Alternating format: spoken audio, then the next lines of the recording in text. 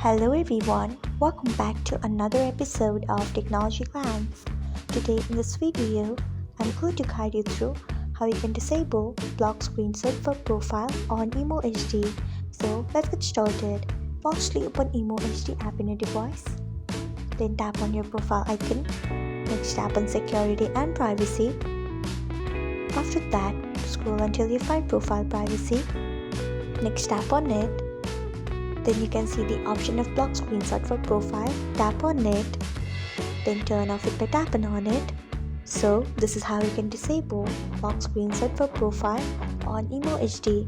Thanks for watching. If you found this guide helpful, we would love it if you hit the thumbs up button below.